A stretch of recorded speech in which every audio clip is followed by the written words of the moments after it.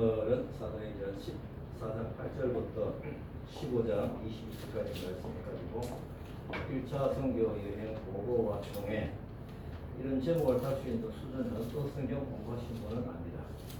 제가 일단 바울이 1차 성경을 마무리하고 보고하면서 일어나는 연결되어진 일, 총회 내용을 같이 보겠습니다.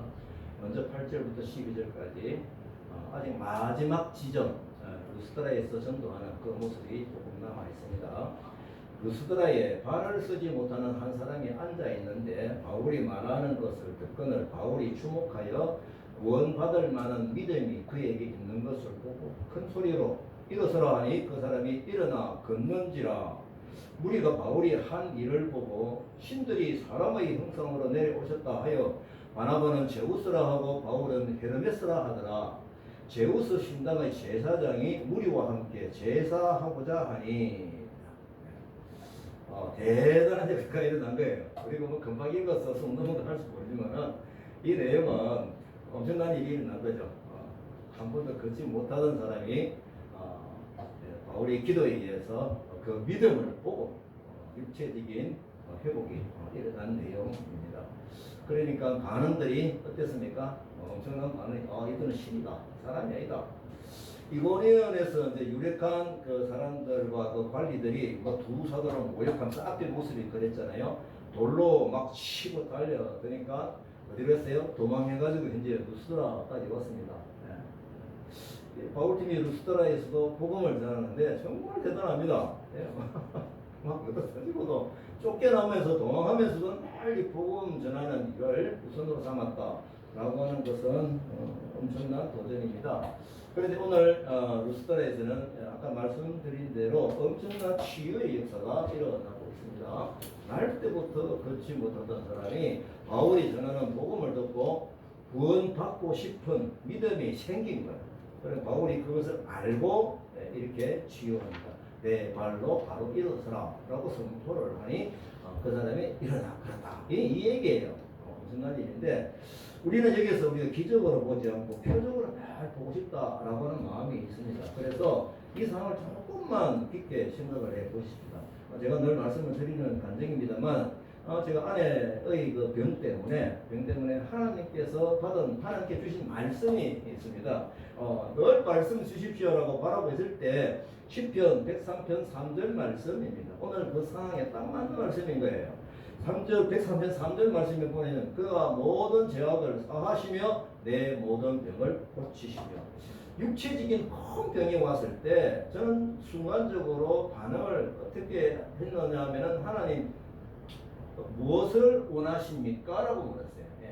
이 병 고치라는 기도가 아니고 이걸 통해서 어떤 사인을 주실 겁니까? 라고 계속 기도하며 찾아갔는데 한참 걸렸어요. 바나바 훈련을 가서 말씀을 보다가 이게 확 와닿는 거예요.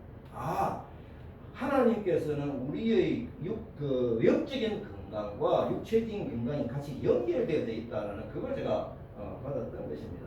그래서 일단 마태복음 우리가 이런 과정을 볼 때 예수님께서 치유하셨던 어떤 그런 부분들의 역사를 가만히 이제 생각을 해보는 거예요. 맞아. 그때도 하나님의 관심은 이 사람이 죄 용서받는 것이 참 중요하게 체크되었다라는 기억이 좀 있거든요. 그러면은 지금 이런 부분들을 우리가 좀 찾아보고 싶은 거예요. 그러니까 복음도 선물이지만은 우리에게 육체적인 병을 치료해 주시는 하나님도 우리에게 주시는 선물이다라는 겁니다. 그래서 이 질병의 치료는 말씀으로 즉시 치료의 경우가 있고 과정에서 좋은 의사를 만나서 치료의 길로 인도하시는 것도 포함이 됩니다. 이거 한쪽 방향으로만 보시면 안 돼요. 중요한 것은 이 과정에서 뭘 깨닫는다? 하나님의 타치, 하나님의 손길을 깨닫는다 라고 하는 것이 굉장히 중요해집니다. 늘 우리가 육체적인 병이 왔을 때 혹시 어려움이 왔을 때 항상 표적을 받고자 하는 그런 마음으로 기도를 하면은 건강한 신앙생활이다. 저는 그렇게 보고 있습니다. 어제 저희들이 늘 오랫동안 친구로 사귀고 있던 그 5 장모님들 가정이 좀 다 모여가지고 식사도 하고 오랜동안 얘기를 했습니다. 거의 2시간 동안 주제가 뭔 줄 아십니까? 암이었어요. 거의 2시간 동안 계속 암 얘기만 하는 거예요. 유방암, 이암, 전립선암, 췌장암. 이게 딴 사람의 암이 아니고 자신이 겪은 암이니까 얼마나 할 말이 많겠습니까? 근데 이 병이 걸려가지고 지금 나았다, 수술 잘 됐다, 여기서 끝나면 뭐 얘기가 길어질 게 있겠습니까? 다들 한 건 하시는 장모님들이거든요. 아, 내가 이걸 깨달았어. 내가 이걸 깨달았어. 전부 다 그거예요. 근데 이 본인이 신앙 간증하고 싶다 하니까 서로가 얘기를 하고 싶은 거예요. 그래서 이제 뭐다 사회적인 포지션이 있으니까 스스로 질서가 잡혀가지고 2시간 걸린 거예요. 저는 이 바울의 누스드라 치유 기적을 보면서, 아니 표적을 보면서 예수님의 치유 방법과 유사한 패턴이었구나 아까 말씀드렸잖아요. 그래서 예수님의 치유 기록을 제가 찾아봤어요. 이게 지금 성경에 나오죠. 제가 뭐 이 부분 이외에 더 있을 수도 있습니다. 제가 놓친 부분도 있을 수 있는데 여기 보게 되면 제가 조금 표시를 좀 해놨어요. 예수님의 영적인 관심의 부분과 육체적인 병의 관심이 같이 연결되어 있는 부분을 제가 쭉 기록을 해놓은 거예요. 보십시오. 가르치시며 천국 복음을 전파하시며 백성 중에 모든 병과 모든 약한 것을 고치신다. 마태복음 8장 16절에 말씀으로 귀신들을 쫓아내시고 병든 자를 고치십니다. 그렇죠? 그 다음에 마태복음 9장 2절 그들의 믿음을 보시고 내 제사함을 받았느니라 일어나 내 침상을 가지고 집으로 가라 하시니 그가 일어나 집으로 돌아가는 요 마태복음 9장 2절 8절 사이 요 내용이 지금 뭡니까? 이 바울이 누스드라에 했다는 거 똑같은 거예요. 믿음을 보시고 그 다음 9장 35절에 보니까 도시와 마을에 두루 다니서 그들의 회당에서 가르치시며 천국 복음을 전파하시며 모든 병과 모든 약한 것을 고치시니라. 똑같죠? 그 다음에 누가복음 6장 17절 18절에 보니까 더러운 귀신에게 고난 받는 자들도 고침을 받았자. 이런 어떤 그 축사의 현상까지도 우리가 생각해 볼 때 예수님이 우리를 바라보는 관심은 사랑이에요. 사랑이면은 육체의 병도 너무 안타까운 거예요. 그보다 더 중요한 것은 믿음의 회복이니까 이것이 같이 연결되어져서 말씀 전파하시면서 그들의 병을 치료해 주시는 그런 역사들을 우리가 종종 보게 됩니다. 예수님의 사회 현장에서 병으로 고생하는 사람을 만나면 영적인 부분과 육체적인 부분을 같이 치유한 역사, 이 말씀을 볼 때 우리들에게도 일어날 수 있는 여러 가지 일들이 뭐 병이 꼭 병이 아니라도 좋습니다. 어떤 고난이든 집에 어떤 힘든 일이든 이런 모든 부분들이 항상 예수님이 우리 과정을 통해서 무엇을 말씀하실까라는 그 열린 영적인 마음으로 기대하면서 보고 있다면 기도하는 중에 감동을 주실 것이고요. 말씀 찾는 중에 또렷하게 말씀의 그 기록을 보여주실 것입니다. 그래서 이 말씀들을 우리가 보게 되면 10편 103편 3절 말씀대로 구원과 병 치유가 일어난 많은 기적들이 있구나 라는 것. 그래서 항상 예수님은 우리의 사랑풀 안에서 표적으로 일어나는 회복이 되는구나 라는 것입니다. 그래서 이방 선교를 위한 사도로서 바울 사역에서도 예수님의 방법과 똑같은 치유가 일어났구나 라는 것을 누가 기록을 했다? 누가가 기록했죠. 이게 쉽습니다. 누가가 이 기록을 한 목적이 뭘까요? 예수님의 방법대로 그대로 일어났어. 그죠? 아까 전에 마태복음 보면 내용이 똑같잖아요. 그러면 왜 이 기록을 했느냐라는 생각을 해볼 때 바울이 이방 지역 전도사에게 다시 말씀드리면 그것도 전도가 아니고 뭐야? 이방 지역 전도사에게 바로 예수님이 하셨던 그 사역의 방향이다 라고 하는 것을 뭡니까? 간접적으로 증언하는 것이에요.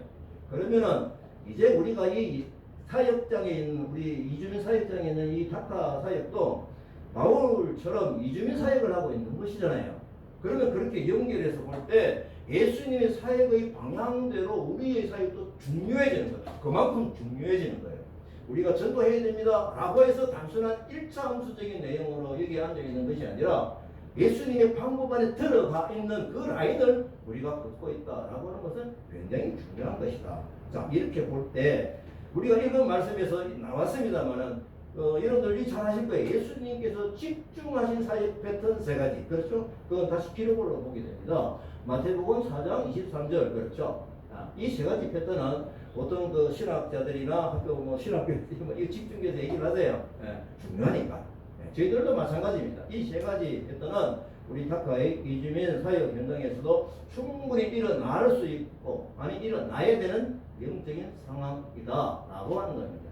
저희들이 이게 모여 있는 것은 우리 정상님도 기도를 집중적으로 하시지만은 이 다카 사역을 해가지고 하나님께 사실 일이 뭔가 이제는 우리가 내가 여기서 이주민에게 복음 전하고 양육하고 이 목적을 떠나서 이 연합체를 왜 만들어 주셨을까? 늘 생각해 보면은 본이 되는 사역이 되겠구나. 이 시대에 필요한 사역에 대해서 메시지를 보여주는구나. 혼자서 하게 되면 메시지 전파력이 조금 약할 것 같으니까 연합하는 그림을 그려 주셔가지고 많은 사람들이 이것을 보면서 이주민 사역에 대해서 도전을 받게 마음의 동기를 얻게 하는 그런 뜻이구나 라는 우리가 부분을 깨달을 수가 있다. 이것이 표적이죠. 그래서 저는 요즘 계속 쓰는 단어가 뭐냐면 책임감의 비전입니다. 책임감의 비전. 그래서 예수님 사역 세 가지 우리가 다시 한 번 더 생각을 해보면은 첫째 뭡니까? 우리가 가르치는데 성경 말씀을 가르치는 거죠. 결국은 성경에 있는 예수님의 영적인 리더십을 가르친다. 이게 중요하고요. 그 다음에 뭐냐면 천국 복음을 전하는 거예요. 딱 반듯하게 앉아가지고 예수님의 죽으심과 부활하심이 너를 향한 하나님의 사랑이고 선물이다 라고 하는 것을 뚜렷하게 전해야 되는 거예요. 그 다음에 세 번째 뭐냐면 어떤 어려움, 병뿐만이 아니에요. 고난, 그 다음에 직장 잡는 문제, 어떤 어려움, 정계적인 문제, 이런 모든 부분들이 우리가 하나님께서 성령의 역사함으로 인해가지고 우리의 이 과정을 통해서 내 영적인 건강해지는 그런 부분을 기대하면서 연결해서 우리가 꼭 집중해서 바라보아야 할 것입니다. 이것은 나만의 문제가 아니라 내가 중보기도하고 있는 대상을 두고서도 그 사람이 충분히 알아들을 수 있다. 이 마음으로 기도하고 있다라는 것을 노출을 시켜서 하나님의 그 뜻 하시는 바가 한쪽으로 치우치지 않도록 절름발이가 되지 않도록 우리가 노력을 해야 될 것입니다. 자, 이거 기록을 볼 때 실제로 여기에서 일어나는 상황을 한번 보세요. 그 뒤에 상황을 막 그냥 신이라 제국서라 하고 헤르메스라 하고 이게 뭐냐면은 이 헬라 사고에 치달려 있는 이 미개한 종족인 거예요. 그죠? 우상에 치달려 있는 이곳에서 바울은 지금 이 복음을 전하고 있는데 얼마나 어려울까? 얼마나 어려울까? 저는 이 내용을 보면서 참 우리가 만나고 있는 무슬림 친구들이 생각이 나는 거예요. 그래도 가야죠. 그래도 가야죠. 자, 이제 바울 팀의 반응을 보십시오. 막 신기가 이러니까 14절부터 18절까지 두 사도 바나바와 바울이 우리도 여러분과 같은 성령을 가진 사람이다. 여러분에게 복음을 전하는 것은 이런 헛된 일을 보여요. 이건 헛된 일을 보여요. 막 신겠고 하고 무상화시킨 이거잖아요. 이걸 버리라고 하면서 살아계신 하나님께 돌아오게 하는 것인데 18절 이렇게 말하여 겨우 무리를 말려 자기들에게 제사를 못하게 하자. 이 보면 읽지는 안 했는데 옷을 찢고 무리 가운데 뛰어들어가 소리를 지르고 얼마나 단호합니까? 그분 자체가 단호하잖아요. 예? 말만 해도 단호하게 보이는데 행동으로 나올 정도면요 이제는 바울이 이 메시지를 갈 때까지 간 거예요. 예. 도저히 못 듣겠다는 거예요. 안준병이가 걷는 기적을 본 사람들이 자신들이 믿는 신화의 믿음으로 막 그냥 바울팀을 신격화하는구나. 그래서 펄쩍 뛰면서 이렇게 단호하게 거절한 이 모습 볼 때 당연하지라고 생각할 수가 있겠죠. 어떻게 보면은요 이때가 바울팀이 제일 조심해야 될 때이죠. 그죠? 얼마나 축구가 올라갑니까? 와! 제가 이 음모에는 없지만 이 장면이 생각이 나네요. 예수님께서 오병이어 기적이 일어났을 때, 그죠? 많은 사람들이 먹는 게 얼마나 중요합니까? 이걸 해결했으니까 사람들 막 불러 모았어요. 막 모이려고 하는 게 예수님이 제자들하고 같이 그냥 쏙 가신 거예요, 그냥. 네, 일부러 가셨죠. 근데 나중에 그 기록을 보니까요, 이 사람들이 사람을 막 모아놨는데 어떤 사람이 병자들이 너무 많은 거예요. 병자들 많고 그냥 먹을 걸 찾기 위해서. 그래서 이제 병자는 제가 다른 장면인데 저는 배가 고파서 먹고 싶어서 막 찾으러 다녔어요. 그러니까 거리가 상당한데 내 키로 쓰는 사람이 한참 갔는데 거기까지 찾아가지고 땀을 뻘뻘 흘릴 수 있는 상황이에요.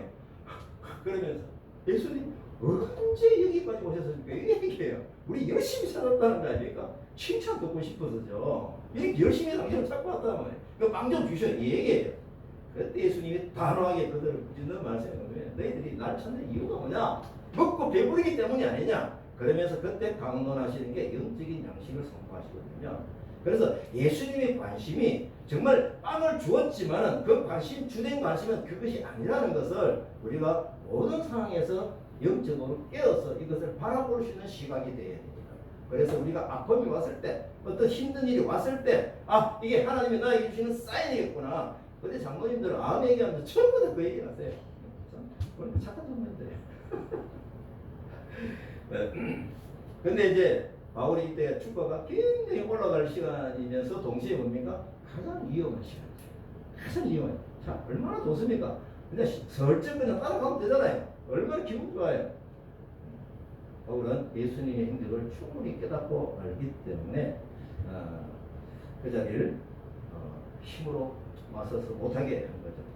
지도자가 영적으로 건강하지 않으면 보통 이 시점에서 무너지기 시작합니다. 이건 뭐 저도 많이 봐왔죠. 딴 사람들 얘기들은 그런 얘기들 많아요. 나중에는 자신도 모르게 예수님의 왕자리에 덜락거리며 앉아있는 지도자들이 많기 때문에 이런 바울의 대응 부분은 우리 모두에게 또 스스로 지도자라고 느껴지는 그런 위치에 있다라고 하면 더 긴장해서 이 메시지를 받아야 합니다. 자신도 모르게 서서히 그 분위기에 젖어들어서 왕의 자리에 언젠가 자기는 자신도 모르게 그 자리에 앉아버려요. 또 뭐 겸손해가지고 잠깐 내려왔다가 또 올라가요. 늘 덜락거려요. 이정훈 교수님은 이것을 세속화라고 얘기합니다. 세속화. 구세주 예수 그리스도는 구주머니 딱 집어넣고 예수 그리스도가 왕이신 이 부분 맨날 그 자리 자기가 덜락거려요. 자, 넘어가겠습니다. 4절 15장 19절에서 28절 말씀인데 바울팀이 이제 1차 선교 마무리입니다. 이런 격전적인 상황에서 바로 그냥 이게 나오는 상황이 보니까 유대인들이 안티옥과 이고니온에서 와서 야 멀리 출장하네요. 박수치기 위해서 왔습니까? 돌로 바울을 쳐서 죽은 줄 알고 시위를 끌어내칩니다. 엄청난 일이 벌어져요. 죽은 줄 돌 가지고 그냥 사실 이 사람들은 그 종교적으로 돌로 쳐 죽이는 것은 허락이 되어 있기 때문에 뭐 어떻게든 절차를 막 화가 나면 뭐 이렇게도 해요. 그래서 바울이 일어나서 더베로 가서 뭐 툴툴 틀고 일어섰죠. 근데 더베로 갑니다. 복음을 그 성에서 전하여 많은 사람을 제자로 삼고 똑같은 일이 벌어지는구나. 초점이 잡힌 집중된 사역. 루스드라와 이고니온과 안디옥으로 돌아가서 여기서 보면은 이제 더베가 마지막 지점이에요. 그죠? 우리 성경 하신 분은 좀 느낌이 오죠. 그러고 나서 이제 다시 이제 돌아가는데 이거 그냥 거기서 바로 딴 데로 가야 되는데 어디로 갑니까? 막 맨날 얻어 터지고 힘들어왔던 루스드라와 이고니온과 안디옥으로 돌아가는 거예요. 이 옛날 거예요. 그래서 가면서 뭘 합니까? 그 험한 성지를 왜 다시 가느냐라고 보니까 22절에 제자들이 마음을 굳게 하여 이 믿음에 머물러 있으라 권하고 하나님의 나라에 들어가려면 많은 환난을 겪어야 할 것이라고. 이 환난을 겪어야 한다 이 말씀을 할 때 제가 볼 때는 바울이 뭡니까? 자기 간증하듯이 얘기를 하겠죠. 그래야 팔로들이 따라갈 거 아닙니까? 아무 자기는 흔적도 없으면서 말만 분들에게 하면은 누가 따라가고 싶은 마음이 있겠습니까? 예의 차원에서 보기만 끄떡거릴 수밖에 없겠죠. 그래서 바울이 이 환난을 겪어야 하는 것도 이고니온과 루스드라에 다시 가가지고 또 안디옥에 가가지고 이걸 막 적어나듯이 얘기를 했다라고 하면은 이 체험이 여기에서 있는구나. 그래서 우리가 고난의 체험을 이겨간 이 체험을 우리가 간증할 수 있다 그러면은 메모를 저는 메모를 막 해놨거든요. 기분이 나빠서. 그건 뭐냐라고 하면 똑같은 고난을 당하는 사람에게 하나님의 은혜를 공유하면서 나누는 거예요. 그게 예수님이 우리에게 주신 그 치유의 흔적 아니겠습니까? 23절 각 교회에서 장로들을 택하여 금식 기도하며 주께 그들을 위탁하고 비시디아 밤빌리아에 이르러 말씀을 버가에서 전하고 아달리아로 가서 배 타고 안디옥에 이르니 교회를 이제 안디옥에 온 거예요. 이 안디옥은 뭡니까? 수기 안디옥입니다. 교회를 하나님이 함께 행하신 모든 일과 이방인들에게 믿음의 문을 여신 것을 보고하고 제도들과 함께 오래 있으며. 이건 이제 선교 보고죠, 그죠? 이제 파송한 교회에 와가지고 이런 일들이 일어나는데, 자, 바울팀의 선교 활동을 시기하며 또 비방했던 그런 곳에 산 이 바울, 그곳으로 다시 가는 이유가 뭘까? 제가 쭉 내용을 보니까 그 이유가 보이죠. 어떤 이유입니까? 그 제자들을 세우고 장로들을 세우고 이게 뭐냐라고 하면은 교회를 세우는 일입니다. 교회 조직적인 교회를 세우는 것이죠. 자, 그러면은 우리가 아는 대로 그 성경 공부하신 분 알잖아요. 바울 1차 선교 여행하면 딱 달라붙는 내용입니까? 갈라디아 교회를 개척하고 이거 아닙니까? 그죠? 아, 여기가 갈라디아 지역이거든요. 그러면은 바울이 그 돌을 맞았던 곳에 다시 가서 뭘 한다? 교회를 조직을 했다는 거예요. 교회를 조직을. 그래서 갈라디아 교회가 거기서 개척이 된 것이죠. 그래서 우리가 이런 상황을 볼 때 바울이 집중하는 것에 대해서는 우리가 기도와 마음을 모아서 집중해야 될 이유가 있다. 예수님이 집중하시는 사역, 가르치시며 복음을 전하며 치유의 기적이 일어나도록 담대하게 선포하며 기도하는 것, 뭐 지금 다를 게 뭐가 있습니까? 저는 똑같습니다. 특히 우리가 이주민 사역하는 현장에서는 그 기적이 더 잘 일어날 거예요. 더 잘 일어날 거예요. 왜? 이들에게 그 흔적으로서 예수님을 바라볼 수 있는 시각이 달라지잖아요.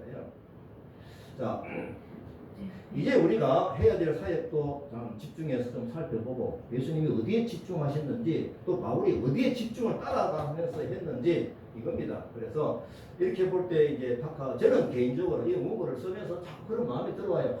이 10개 교회를 개척하러 가시는 이 비전은 엄청난 비전이구나. 제가 아무것도 이 뭡니까 생각도 없이 안 해가고 갔는데 지나고 나서 보니까 이게 엄청난 비전인 거예요. 그러면 우리에게 뭐가 필요합니까? 집중력이 필요합니다. 집중력이. 예. 사람이 우거가지고 와 예배하고 와 많이 왔다. 예배만 찬송하네. 이 분위기에만 저희들이 불안정을 할 것이 아니라 한 사람 한 사람을 쳐다보면서 난 누구에게 이런 부분을 가지고 가르치고 복음을 전하는 일에 집중해야 한다라는 마음을 제가 본거를 속에서 깨달았습니다. 그래서 각 나라별로 지도자를 세우는 일, 그죠? 이 바울도 지도자를 세워가지고 교회를 만들어 갖고 있었잖아요. 똑같이 우리도 이 각 나라별로 지도자 세우는 일에 집중하자. 우리가 이걸 가지고 기도하고 있잖아요, 그죠? 대상되는 이름을 세웠으면은 그 친구에게 양육 맡으신 분이 개인적으로 만날 수 있는 노력을 하는 거예요.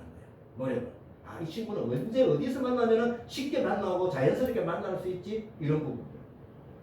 그래서 우리가 예수님이 세 가지 사역을 한번 생각을 하면서 합력하여 선을 이루는 일에 집중해야 될 것이다 라고 합니다. 이제 보니까 바울팀이 전도 여행을 다 마치고 안디옥에서 선교 보고를 하죠. 보니까 내용을 다시 27절 읽어보니까 교회를 모아. 이거는 무슨 뜻일까요? 예, 모든 성도들이 모이겠다 이 말이겠죠. 교회 많이 모인 거예요. 자, 거기서 보고를 하는데 바울이 이게 짧은 문장으로 끝낼 수 있을까요? 아닙니다. 굉장히 상세하게 디테일하게 좋은 기억력으로 감동으로 많이 보고를 했죠. 그럼 한마디로 압축해가지고 이제 하나님께서 함께 행하신 모든 일이라는 걸 강조하죠. 모든 일. 그리고 특히 뭡니까? 그걸 이방인에게 믿음의 문을 여시는 것. 이걸 밝히는 것. 이 바울의 목적 두 가지가 핵심이 여기에 들어있는 거예요. 정말 키워드 두 개가 빠지지 않고 그대로 들어있는 거예요. 하나님께 행하신 일이다. 그리고 이주민들에게 더 복음을 전하는 일을 확실하게 보여주셨다. 이걸 강조한 것이죠. 바울과 바나바에 의해서 시작된 이방인에 대한 선교 활동이 하나님의 일이다 라고 하는 것을 그 정당성을 인정받고 싶어서 얘기하는 거예요. 예. 이거 왜 이게 주제가 올라갔을까 생각해 보면요. 지금 이어서 나오지만은 이방 선교에 대해서 계속 캐시업 마크를 가지고 긴가민가 가야 되냐 말아야 되는 일이 아니지 하는 이런 부분이 여론이 있거든요. 그래서 바울과 바나바를 이제 선교사로 안수해서 보낸 안디옥 교회가 이제 우리 이방 선교를 본격적으로 시작하자 이 선포인 것이에요. 그런데 안디옥 교회가 바울팀이 선교 여행을 간 사이에 이방 선교에 대해서 부정적으로 변해있어요. 이거 이성이 얼마나 놀랐을까요? 말하자면은 사탄의 세력이 부흥의 감격의 자리에 나쁜 노력을 뿌려놓았던 것이죠. 그게 사도행전 15장 1에서 2절. 어떤 사람들이 유대로부터 내려와서 너희가 모세의 법대로 할 일을 받지 아니하면 너희 구원을 받지 못하리라 하니 바울 및 바나바와 그들 사이에 다툼과 변론이 일어나죠. 이 문제에 대하여 바울과 바나바와 그 중에 몇 사람을 예루살렘에 있는 사도와 장로들에게 보내기로 작정하니라. 지금 짧은 문장이지만 이게 엄청난 교회 트러블이 생겼습니다. 1차 성경을 갔다 온 사이에 그 기간 동안에 여기서 보니까 유대에서 좀 이게 유대 교회 사람들이 온 거예요. 신뢰자들이 왔죠. 와가지고 그 지도자들이 와서 뭐라고 얘기했다? 여기 나오는 대로 다시 유대 할례 이걸 강조하고 이걸 받아야 할례를 받아야 구원받는다. 이게 바울이 지금 막 열심히 전도하고 있는 그 방향 완전히 다른 내용으로 낙선 누력을 뿌려 넣은 것입니다. 그래서 예수 구원론의 완전성을 반박하는 여론이 생기기 때문에 이거는 굉장히 큰 부딪힘이죠. 매우 중요한 주제가 되어버렸잖아요. 그 교회 안에 아주 큰 문제가 생겼습니다. 교회 안에 자체적으로 해결할 수가 없어요. 이런 교리적인 부분을. 그래서 이 안디옥 교회는 이 문제를 어디에? 총회, 예루살렘 총회에 보내기로 결정을 하고 사람들을 파송하고 그 문제를 총회에다가 발의를 하게 됩니다. 15장 3절에서 5절. 그들이 이방인들이 주께 돌아온 일을 말하여 형제들 다 크게 기쁘게 하더라. 예루살렘에 이르러 모든 일을 말하며 하나님께서 자기 행하신 것 간장한 거 있죠. 이걸 근데 얘기를 다 하게 되겠죠. 바리새파 중에 어떤 믿는 사람들이 일어나 말하되 이방인에게 할례를 행하고 모세 율법을 지키라 명하는 것이 마땅하다. 우리 아시겠죠? 기독교 안에서 유대교의 전통을 고수하려고 하는 한 문파에 속한 사람들이 구원을 얻는데 할례는 필수적이다. 이거 아니면 안 돼. 라고 주장하기 때문에 이런 부분들이 굉장히 격한 토론으로 다툼과 변론이 이제 일어나게 되는 것이죠. 이런 부분들을 우리가 볼 때 총회, 이거 제가 총회 분위기가 있는데 결국은 이런 부분 때문에 오직 믿음으로 오직 예수 그리스도라고 하는 이 구원을 얻는다는 이 방향도 틀어져 버리고 그 다음에 이방 선교를 하는 것도 같이 틀어져 버리는 것이에요. 그래서 예루살렘 총회의 주제는 뭘까요? 율법이냐 복음이냐, 그 다음에 유대인만이냐 헬라인에게 도냐, 이런 어떤 선교 방향의 큰 문제가 주제 이슈로 떠올라온 것이죠. 자, 15장 6절에서 21절입니다.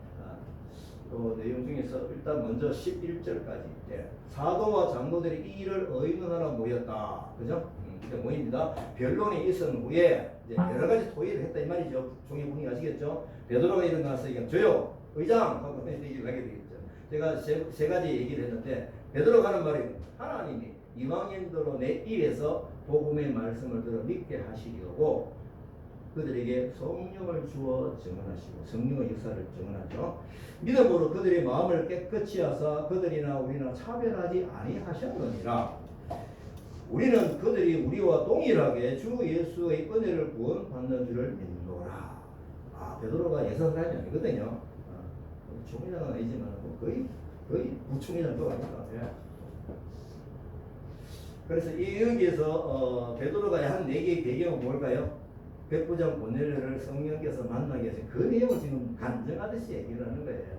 그래서 이 세 가지 변론을 딱 내놓을 때 성령께서 나에게 증언하신 거다라고 해서 내 뜻대로 한 것이 아니다. 사실은 베드로는 엉덩이를 쑥 빼고 있었죠. 자, 그러고 나서 바울이 드디어 변론을 하게 됩니다. 12절이죠. 온 무리가 가만히 있어 바나바와 바울이 하나님께서 자기들로 말미암아 이방인 중에서 행하신 표적과 기사에 관해 말하는 것을 듣더니, 자 이제 바울과 바나바가 뭡니까? 이방 선교에서 1차 선교에서 하나님이 함께 하셨던 그런 어떤 간증들을 또 증언들을 쏟아내는 것이죠. 사실 여러분들 이제 바울 한번 생각해 보십시오. 바울이 어떤 분입니까? 이 구약 성경에 대해서 박사 아닙니까? 엄청 박사예요. 그리고 예수 그리스도 사건에 뭡니까? 이제 처음으로 접속이 됐잖아요. 부름받고. 이방 선교로 자신을 보내셔가지고 하나님께서 자기 신을 쓰고 있다는 확신이 있기 때문에 또 체험이 있기 때문에 얼마나 이 메시지가 강할까요? 총회에서 바울의 역할이 힘있게 전달이 되는 것입니다. 받은 비전과 현장 체험은 그래서 중요합니다. 이론적으로 접근하면 나 알아. 고개를 돌려버릴 수밖에 없죠. 시험수도 힘들어요. 그런데 하나님이 함께 하신 그 사명, 비전, 체험 이런 부분으로 얘기를 그러니까 보여주는 메시지인 거예요. 저는 그렇게 개인적으로 생각합니다. 요즘 교회가 참 어렵다는 얘기를 많이 듣는데 그렇게 하면 안 돼 하는 것보다도요.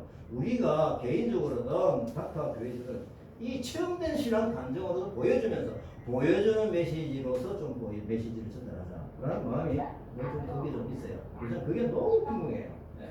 그래서 이런 부분을 감정으로 내놓으니까 이제 드디어 이제 총회장격인 야고보는 예수님의 동생입니다. 야고보서를 쓴 제자이죠. 결론을 내립니다. 결론을 내리는데 그 결론 내리는 내용도 멋져요. 13절부터 20절까지 있는데 중요한 것만 제가 읽겠습니다. 야고보가 대답하여 이제 마지막에 총회장이 나서는 거예요. 그죠? 중요한 건 뭐냐? 선지자들의 말씀이 이와 일치하다. 굉장히 중요하죠. 선지자의 말씀 방향하고 똑같다. 이후에 내가 돌아와서 다윗의 무너진 성막을 다시 지으며 내 이름으로 일컬음을 받는 모든 이방인들로 주를 찾게 하려 함이라 하시더니 이게 이제 성지서에 들어있는 그 내용을 쭉 설명을 한 거예요. 물론 이것도 성경이 어디가 사다면은 되겠지만 이제 시간상으로 제가 일단 생략을 합니다. 그러므로 다만 우상의 더러운 것과 음행과 목매어 죽인 것과 피를 멀리하라고 하면서 이 결정을 두드립니다. 내 말을 들어라 하면서 이렇게 결론을 내는 것. 여기서 우리가 중요한 것 놓치지 마십시다. 선지자들이 말씀하신 방향과 일치하다. 또 하나 더 붙이면 예수님께서 사역으로 보내신 것과 일치하다. 그리고 성령님께서 제가 말씀드렸잖아요. 적극적으로 중매를 시켜가지고 일어난 역사가 두루 결과적으로 이방인들인 거예요. 정말 놀랐어요. 예수님도 요한복음 4장에서 뭡니까? 사마리아 지역을 가시가 야하게는 의도적으로 가셨더라고요. 거기서 이방 여자를 만나고 복음 전하는 그런 일들을 보여주셨는데 그 이후로 사도행전 8장에 보니까 뭡니까? 베드로 고넬료 만나는 그것도 뭡니까? 이방인이라고 만나게 하신 거예요. 또 사도행전 9장에 보면은 또 사울 이게 또 그냥 예수님 잡으러 갔는데 불러 세워가지고 이방인에게 복음을 전하기 나의 택한 그릇이다. 뚜렷하게 이방 지역을 하는 성령님이 연결시켜서 다 그거잖아요. 그때 제가 말씀 안 드렸어요. 또 나중에 또 나오겠습니다만 마게도냐 지역으로 가라고 하는 성령님께서 그 마게도냐 지역이 유럽이잖아요. 그 아시아 지역만 하겠는데 성령님은 유럽으로 간다. 이렇게 유럽의 복음의 문을 열게 되는 하게 하신 분도 성령님이 고치하십니다. 이런 부분을 연합 공통적으로 다 볼 때 저는 이 말씀을 좀 잘 못 외우는데 외우고 있는 사람 말씀하는 거 아닙니까? 제가 기도문에 맨날 보거든요. 그 감격을 느끼고 싶어서. 그래서 모든 것이 일치한다. 이런 결론으로 예루살렘 중에서 이방 선교의 정당성을 인정하는 겁니다. 자, 우리 요즘 분위기를 볼 때 뭡니까? 망치를 대고 땅 두드리겠죠. 이 당시에는 뭔가 모르겠습니다.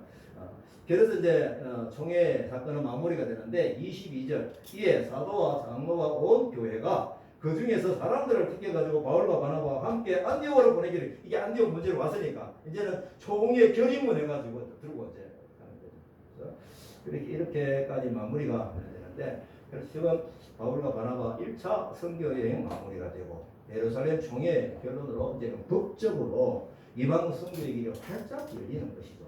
앞으로 뭐가 일어날 거다? 이제는 바울이 2차 선교 여행, 3차 선교 하는데 힘을 얻는 거예요.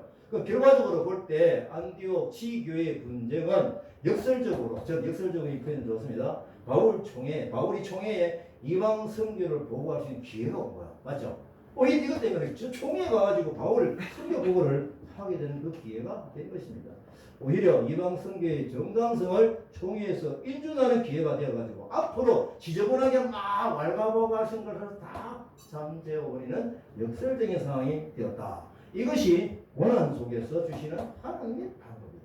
이 기대를 놓치지 말자는 하나님의 방법 끝까지 가 있는데 고난 속에서 무너져가지고 당긴 길로 간다고 그러면은 하나님 쪽에서 멀어지는 사람이 되는 것입니다. 예수님의 시대를 거쳐서 성령의 시대로 들어왔는데 이제 주시는 사명은 제사장 나라로 성숙해져 열방을 하나님께 돌아오게 하는 장면입니다. 서가 있으면 불안하니까 앉으세요. 아직 한참 빨리 마치라는 뜻인지 아니면 이제 됐구나 해서 미리 얘기하느라 가는지 모르겠는데 아직 조금 남았어요. 이제 뭐냐면 우리에게 주시는 사명은 그때 당시에도 그렇지만 우리에게 주시는 그 사명을 같이 깨닫는 거예요. 제사장 나라로 성숙해져서 열방을 하나님께로 돌아오게 하는 것. 초점이 잡히는 거죠. 열방 민족이 비전을 갖게 하는 것. 자기 민족을 통해서 모든 민족이 복을 얻게 하는 그런 비전인 것입니다. 이 비전의 방향이 열방을 향하는 비전인데 이거는 우리가 생각해보면 어디에서 시작이 됐나요? 열방을 향해서 막 복을 주시는 비전은 어디였어요? 창세기 12장에서 누굴 통해서? 아브라함을 통해서 주신 거잖아요. 이렇게 우리에게 주신 하나님의 뜻이요 굉장히 선이 굵고 깁니다. 뚜렷한 지점에 그것이 들어있거든요. 그래서 우리가 이런 걸 생각해 볼 때 우리가 지금 현장에서 받는 하나님의 뜻은 이렇게 무게감이 있고 굵은 선이 그어져 있는 거예요. 예언자도 그렇게 해야 되고 이스라엘 나라 모든 민족에게 복이 된다는 그런 예언인 것이죠. 그래서 구약의 끝 메시지는 뭐였습니까? 성경에서 나오는데 세계화다. 일하리라. 바로 이 사명을 예수님 시대의 리더들이 깨달아야 했죠. 하나님의 나라가 열방까지 임하는 엄청난 우주적인 비밀을 알아야 했습니다. 네, 그 제자들은 어떻게 했습니까? 헬라파 유대인들을 뱉어내버리잖아요. 그렇게 쌓이게 와고 잘 가는데도 아니야 이거야 하고 할례를 받아야 돼. 그런데 아이러니컬하게도 예수님은 직접 바리새파 사람들 가운데 바울이라는 사람을 청년을 불러 세우셔서 열방 사람에게 예수 전하는 사명을 주신 거예요. 예언자들도 그렇게 예언하고 이스라엘과 모든 민족의 복이 된다는 바로 그것입니다. 그래서 우리가 이런 부분을 볼 때 예수님의 수지자인 베드로에게도 얘는 하거든요. 이 재단은 베드로 너는 깨달아야 돼. 그래가지고 고넬료 사건이 일어난 거예요. 만약에 그게 없었으면 이 자리에서 벌떡 의장하고 얘기를 했겠습니까? 참 힘들죠. 네. 골수 유대인의 수제자 아닙니까? 그래서 이미 이방 선교를 하라고 환상을 보여주신 그 보석점들 연결해서 하나님의 선을 만들어내는 하나님의 역사 흐름 이런 걸 볼 때 얼마나 우리들에게도 주시는 뜻이 전달이 되는 것입니다. 그래서 이 모든 정언들은 야고보가 확신을 하는 것입니다. 앞으로 이 비전으로 이방 나라에 하나님 나라가 세워지기 시작할 겁니다. 제가 사실 설교를 준비를 하는 방법은 주중에 묵상하듯이 하나씩 하는 거예요. 그러니까 묵상은 매일 해야 되기 때문에 설교 준비는 매일 조금씩 하는 거예요. 기도하면서 주시는 그때 주시는 감동으로 공부를 기도합니다. 그래서 성경만으로 제가 준비를 사실은 합니다. 그러다가 조금 깊은 내용이 있으면 추석을 참고해요. 그래서 좀 단어 선택이 좀 정결하지 못하고 세련된 문장이 못 놉니다. 예. 그래서 하지만 그때 주시는 하나님 주신 지혜를 사모하면서 말씀을 준비하고 있거든요.